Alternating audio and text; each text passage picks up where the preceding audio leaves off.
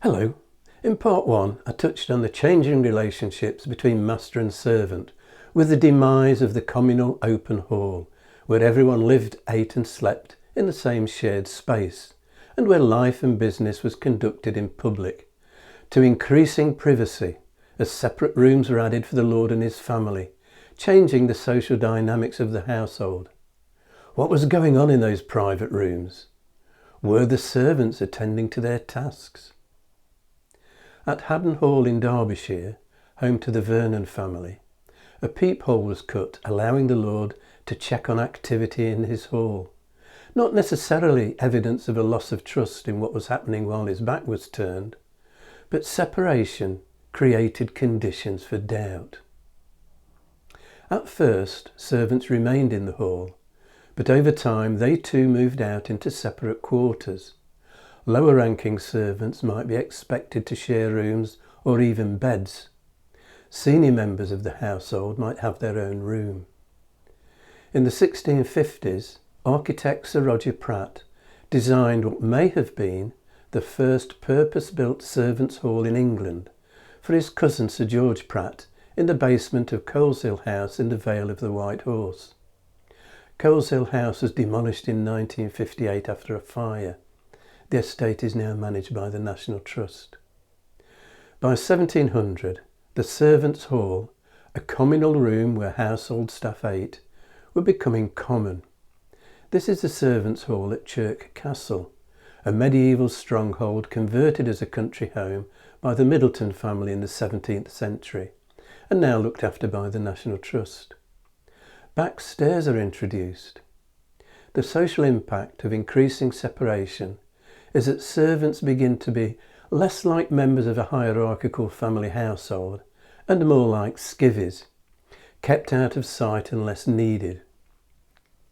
This 1671 painting by Flemish artist Gillis van Tilburg shows the annual dole ceremony taking place on Lady Day, the 25th of March, at Tichborne House near Ulrisford in Hampshire, at which loaves of bread were distributed.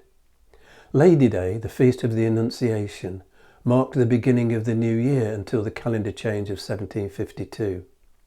The ceremony continues as a tradition, with locals from the villages of Tichborne, Cheriton and Lane End now receiving flour. It is a snapshot of a fairly typical English country house of the period and those who live and work in it. The charitable ritual is said to have been instituted by Lady Maybella Tichborne in 1150. According to legend, as Lady Maybella lay dying, she begged her husband, Sir Roger, a soldier, to continue her practice of setting aside part of the estate's produce to provide for the poor and needy. His response was to offer to dedicate whatever land she could carry a burning torch around to that purpose, at which point Lady Maybella rose from her sickbed and managed to work her way around 23 acres before the torch burned out, an area known as today as the Crawls, adding the threatening forecast that if the arrangement lapsed, there would be 7 sons born to the family, followed by a generation of 7 girls, and without an heir, the Tichborne baronetcy would be lost. There seemed to have been plenty of takers for the dole when this was painted.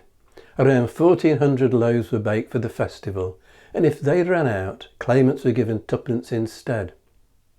In 1796, with the dole attracting vagrants and unwanted troublesome visitors, the annual dole was suspended, either by the family or possibly on the orders of a local magistrate. In the 19th century, Lady Maybella's prophecy seemed about to be fulfilled when the eldest of 7 brothers inherited Tichborne and produced 7 daughters. His brother Edward, who succeeded, changed his name to Tichborne Doughty and had a son, but when his son died in infancy in 1835, the dole was re-established.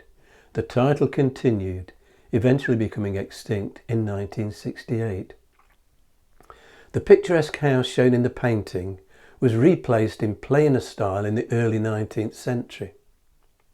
Sir Henry Tichborne and his family are in the centre foreground on the left, standing with their chaplain and senior servants. At the back, Separate from the main group are the junior servants. On the far right, the poor wait for their dole of bread. Far left stand the liveried footmen carrying baskets of loaves. Notice the size of the household and that male servants outnumber female staff.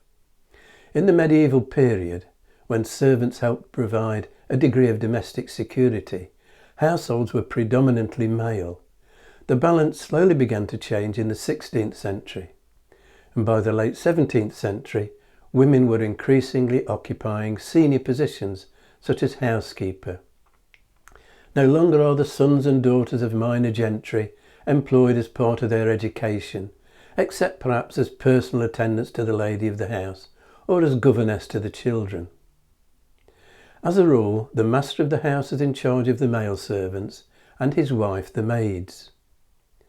Books appearing in the late 17th century containing wide-ranging advice, both for women running a household to those aspiring to domestic service, include The Gentlewoman's Companion and The Complete Servant Maid, published under the name of Hannah Woolley.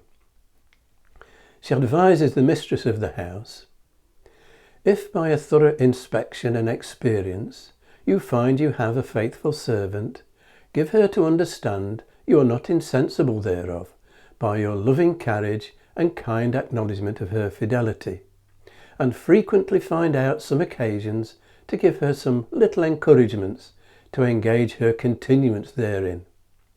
Do not dishearten her in her duty by finding fault where there is little or none committed, yet be not remiss in reproving where she doth amiss. If you find a bad or unfaithful servant, as nowadays there are too many, more than ever, whom you cannot either by fair means or foul reclaim, vex not nor fret at what you see as remediless, but first making her thoroughly sensible of her errors, give her fair warning to provide for herself. She also recommends, be not too passionate with your servants. And for those who want to be chambermaids, she outlines what will be expected. It will be required of you that you dress well, that you may be able to supply the place of the waiting woman should she chance to fall sick or be absent from your lady. You must wash fine linen well and starch tiffanies, lawns, points and laces, mend them neatly and wash white sarcenets with such like things.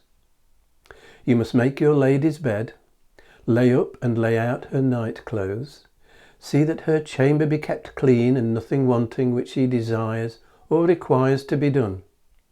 Be modest in your deportment, ready at her call, always diligent, answering not when reproved.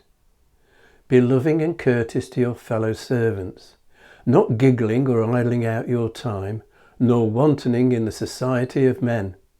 You will find the benefit thereof, for an honest and sober man will sooner make that woman his wife whom he sees continually employed about her business, than one who makes it her business to trifle away her own and others' time.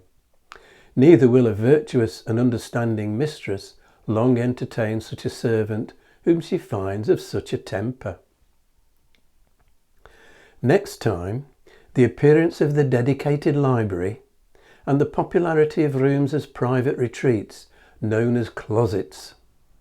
If you've enjoyed this video, hit the like and subscribe buttons and click on the notification bell to be informed when the next video is available, or you can subscribe by clicking on the rose window over my shoulder.